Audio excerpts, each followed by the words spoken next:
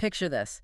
It is deep into stoppage time of a major international cup final. Oh, the tension is just unbearable at that point.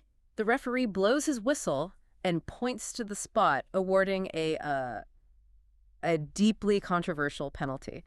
Now, most teams in that scenario will immediately crowd the official. Oh, yeah, they'll argue. They'll gesture wildly. Exactly. They'll do whatever they can to delay the inevitable, get into the kicker's head.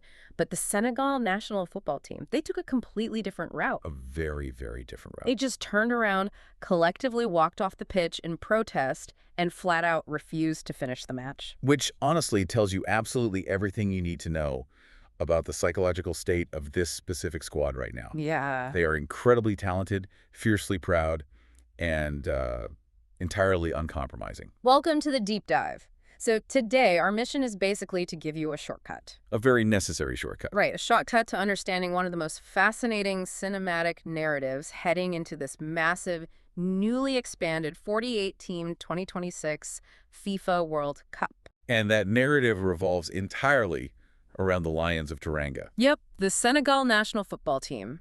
We are focusing entirely on them today. And to do that, we're pulling from a pretty thick stack of sources. Yeah, we've got the official CACAF qualification data, the Wikipedia overviews of the tournament and rosters. Plus, Senegal's historical team records and some really recent analytical articles on betting odds and squad dynamics. Which are super revealing, by the way. They really are. Okay, let's unpack this. Because if you're looking for a team to root for this summer, one that combines Hollywood-level drama, elite talent, and a history of giant-slaying Senegal is the ultimate team to watch. They really are. But before we look at what they might do in North America, we have to understand how they actually got there. Right. Who is actually on the plane? Exactly. And to do that, you have to look at their dominant run in the CACAF Group B qualifiers. It wasn't just a good run. It was a tactical suffocating of their opponents. I mean, looking at the data, they finished unbeaten. Unbeaten. 10 matches played, 7 wins, 3 draws. And the goal differential is just wild. 22 goals scored, and they only conceded 3. 3 goals in 10 matches. You don't get that kind of defensive record by accident. But their biggest threat in that group was actually DR Congo. Yeah, that away match was huge. It was. It was a crucial away game in Kinshasa, which is, a notoriously difficult place to play. Totally. But Senegal went in there and secured a 3-2 victory. And that win essentially cemented their control of the group and officially secured their 3rd consecutive World Cup appearance. So we have to talk about the squad dynamics under their new head coach, Pape Thiaw. Yes, Theo has been fascinating to watch. Because Senegal is no longer just relying on the heroes of their 2021 AFCON victory. They've evolved. They have. It's a very deliberate evolution. And I was thinking about this, and the best way to describe this current squad is to compare it to, a perfectly balanced investment portfolio. Oh, I like that. How so? Well, you have your reliable blue-chip veteran stocks, right? There's guys who have been there forever. Exactly. You've got your captain, Kalidou Koulibaly. You've got Idrissa Gueye, who holds the all-time record for appearances with 131 caps. Which is just a massive number. Massive. And, of course, Sadio Mane, their all-time top scorer with 53 goals. Those are your safe blue-chip investments. Right. But now they are heavily diversified with high-growth tech stocks. Ah, the young guys. Yes. These emerging young midfield talents like Pape Matar Sarr and Lamine Camara. Right, the new generation. So my question to you is this mix of aging legends and unproven youth a recipe for a deep run? Or is this a team caught in kind of an awkward transition phase? It's definitely not an awkward transition. And the reason comes back to that defensive solidity we talked about. The 3 goals conceded. Exactly. Yeah. When you have a defense anchored by veterans like Koulibaly, it creates a safety net. Yeah. And beyond that, these so-called unproven young players, they aren't actually unproven. What do you mean? Well, guys like Sarr and Kamara are already gaining massive high-stakes experience in top European leagues. Oh, right. They're playing at the highest club levels week in and week out. Exactly. So the transition into the national team is actually incredibly seamless. They have the stamina of youth, but the tactical education of veterans. Okay, so they have the talent and they totally cruise through qualifying. But the tournament draw is where reality hits. It always does. Let's talk about who they actually have to play. The draw puts Senegal into Group I. Group I, yeah. And they are sharing this group with Norway, Iraq, and a massive, undisputed heavyweight. France. Yes, France. And here's where it gets really interesting. I want to focus entirely on the June 16th, 2026 matchup. Match day 1. Match day 1. MetLife Stadium in New Jersey. France versus Senegal. It's huge. It is the ultimate rematch. I mean, for anyone who needs a quick history lesson, just rewind to the 2002 World Cup opening match. Oh, man, what a game that was. Senegal was making their World Cup debut, France was the defending world champion, and Senegal stepped out and stunned them 1-0, sparking that crazy run to the quarterfinals. What's fascinating here is the sheer poetic nature of this draw. Yeah. Because if you look at the historical data, these two teams have only met once before in a World Cup. Wait, really? Only once? Just that exact 2002 match. They haven't played on this stage since. That is wild. And look at the schedule. Senegal will also play Norway on June 22nd at MetLife, and then Iraq on June 26th up in Toronto. Right.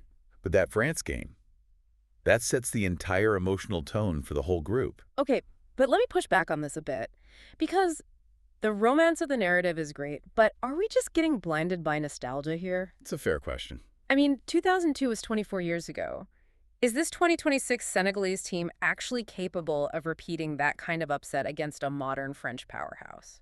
Well, to answer whether they can genuinely threaten France, we have to look at what this team has actually been doing over the last 12 months. Right. Look at the recent data. Exactly. Because they aren't just coasting on history. And that brings us to the friendly they played against England. Oh, yes. June 10th, 2025. I saw this in the sources, and it is a massive data point. It really is. Senegal defeated England 3-1 in Nottingham. Yeah, on English soil. They became the first African country in history to defeat the English senior men's team. Which is just an incredible achievement. And it proves they can handle that top-tier European tactical style. So they can hang with the giants.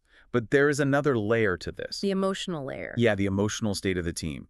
We mentioned the walk-off at the beginning, but we need to detail exactly what happened at the 2025 Africa Cup of Nations. Right, the AFCON final. And we need to look at this impartially, just detailing the objective facts from the official tournament report. Exactly. So Senegal faced the host nation, Morocco, in the final. The match goes into extra time, incredibly tense. Deadlocked. Hmm. And then deep into stoppage time, Morocco is awarded a highly controversial penalty. And that is when the Senegalese players just walked off the pitch in protest. They refused to finish. Yeah.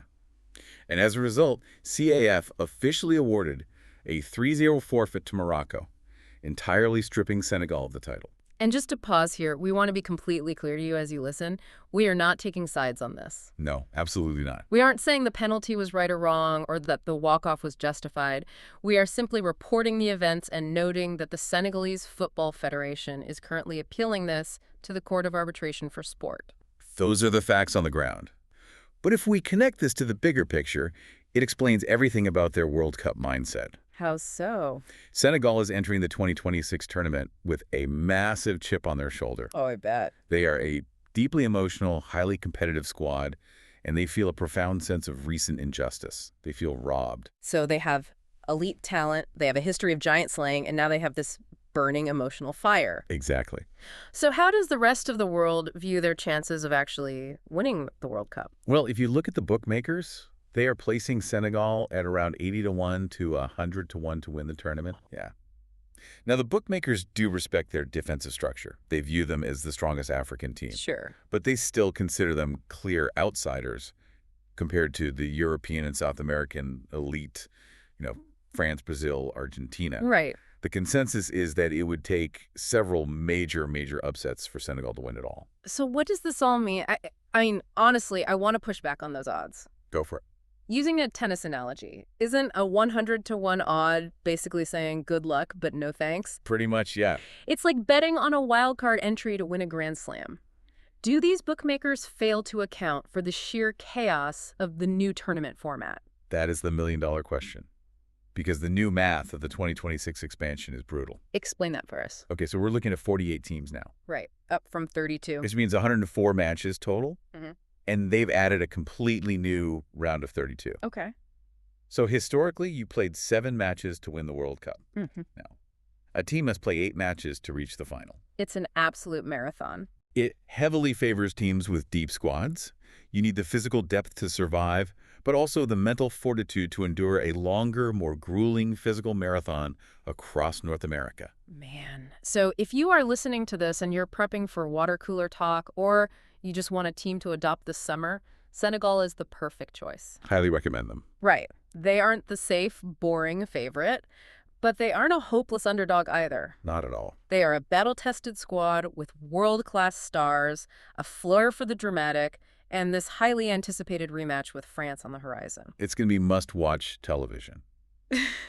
And it leaves us with one final lingering question to mull over. Lay it on us. We know this new 8-match World Cup format will be a war of attrition, right? Absolute war. So, considering Senegal's recent history of high-emotion, high-drama scenarios, from walking off the pitch in an AFCON final to winning their 2021 title on penalty kicks, could the sheer chaos and grueling unpredictability of this new expanded format actually be the exact environment where a battle-hardened, emotionally charged team like Senegal thrives most? Wow. That is a great point to end on. You really have to wonder if the marathon works in their favor. Guess we'll find out June 16th. We certainly will.